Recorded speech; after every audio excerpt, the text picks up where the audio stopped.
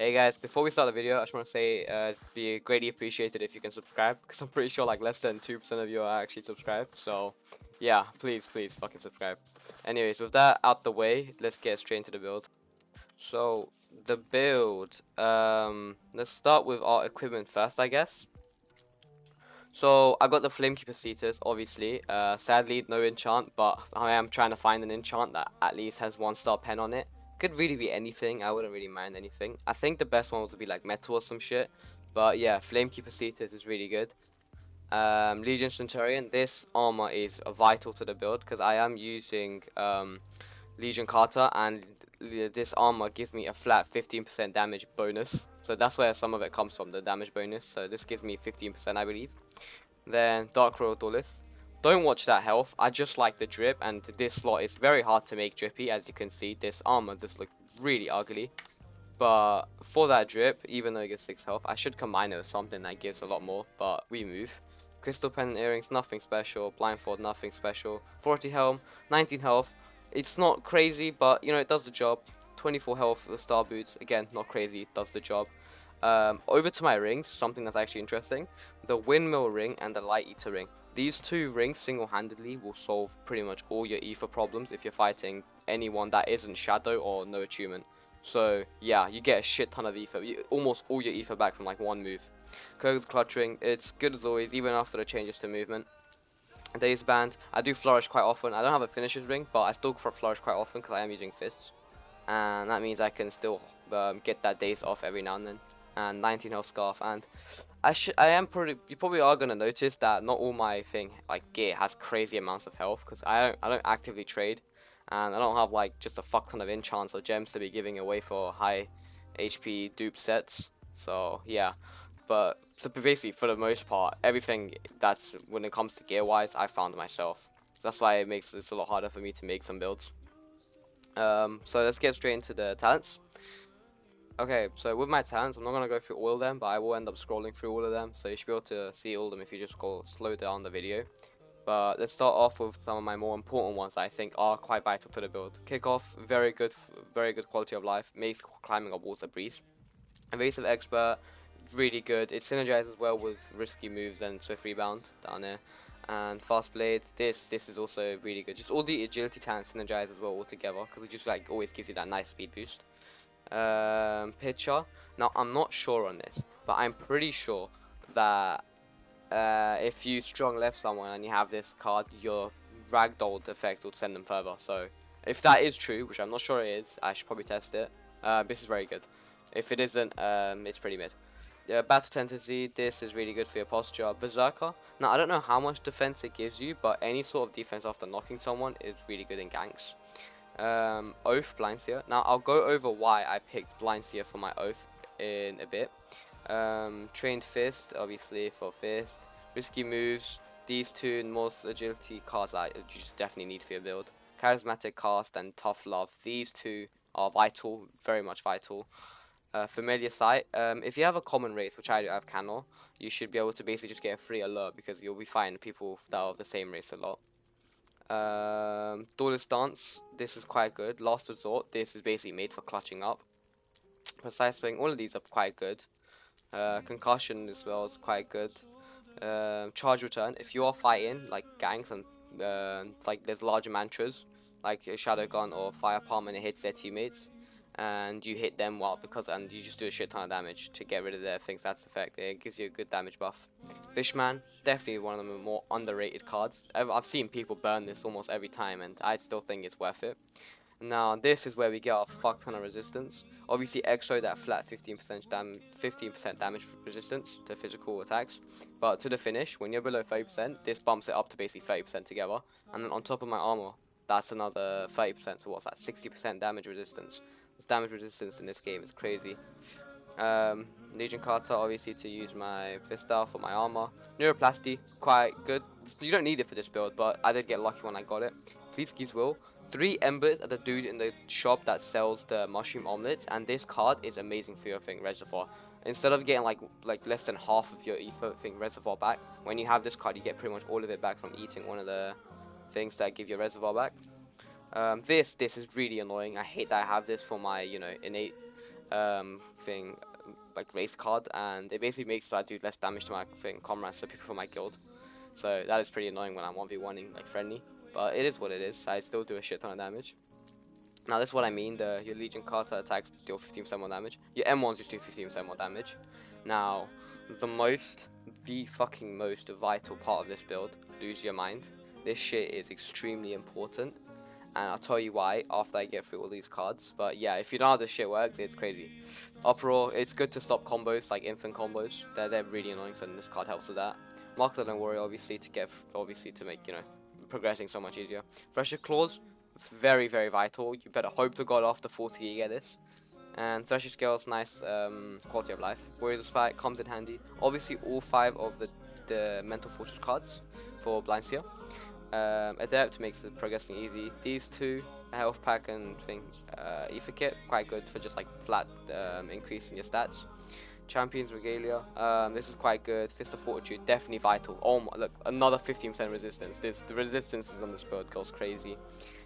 Just Karita, obviously. Boy of Neve. If you're I just said obviously to that, but that's not obviously. I was planning on making a martial artist video where I have all 3 styles in a 1v1, but yeah, I have all 3 styles and it is funny.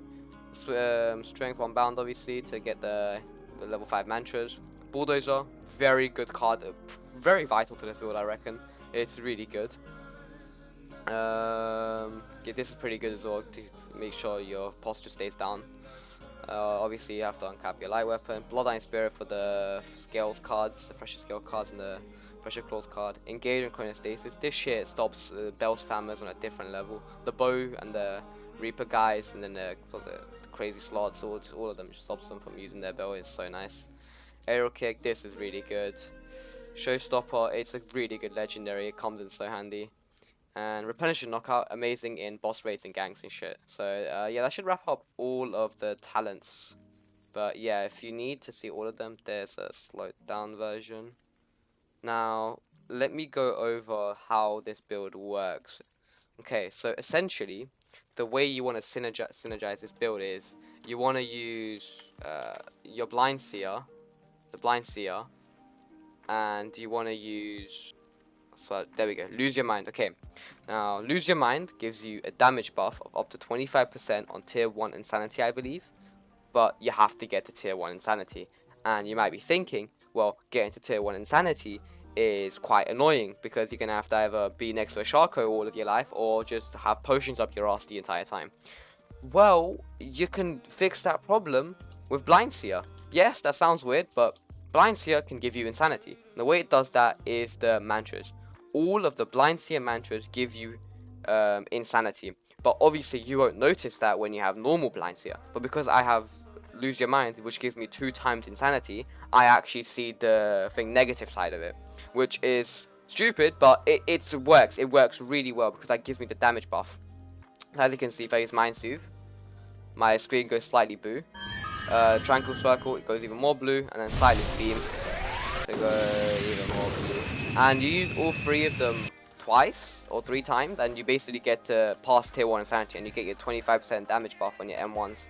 Not just M1, sorry, 25% damage buff, period, for everything. Yeah, that's how good that is.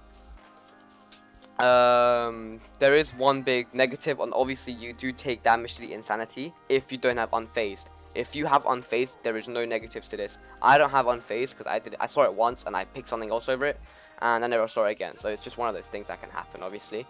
But yeah, so definitely try to pick up Unfazed, and that's how you could probably make this build a lot better. For the stats, well, that's my summary, obviously, and these are my stats. So we have 80 strength to get the max level mantras. So it's level 5 strength mantras to do a shit ton of damage. Fortitude, you could go for 50, but I like the extra 10 health, so I just went for 60. Agility, I should have put 5 in here so I can get Blade Dancer, but you know, there's just minor tweaks. It is what it is. But the build's still really good without the certain cards. Willpower, obviously 40 for Blind Seer. You should go for that pretty early on, and then 25 charisma for obviously the charisma cards. I don't have a lot of health because my armor doesn't give the most. As you can see, my equipment bonuses is pretty lackluster, but I do get decent from my talents. It is a pretty well-rounded build, I reckon.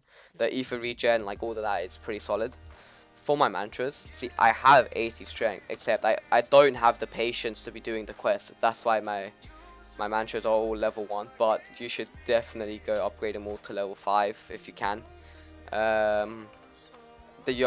Bro, this I'm realizing now how handicapped I've made myself with this build, because I don't have unfazed, I don't have level 5 mantras. Yeah, I still shit on people because this build just goes that crazy.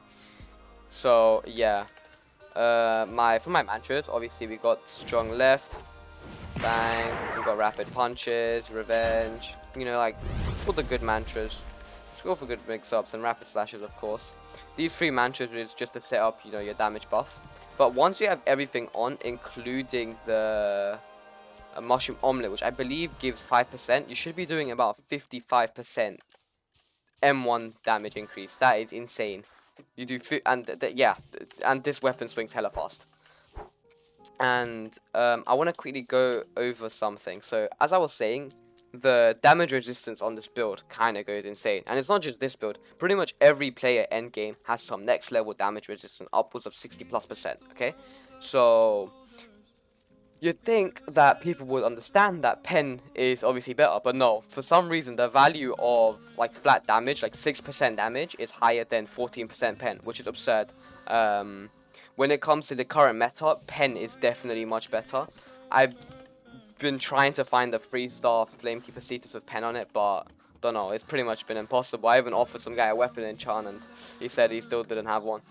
But yeah, so definitely try to pick up a pen. Mine's 1-star pen, and on top of fresher claws, that's another 10. So I get 20% pen, obviously, like anyways. And that 20% pen it's not more than enough, but it is still good. It could definitely be more.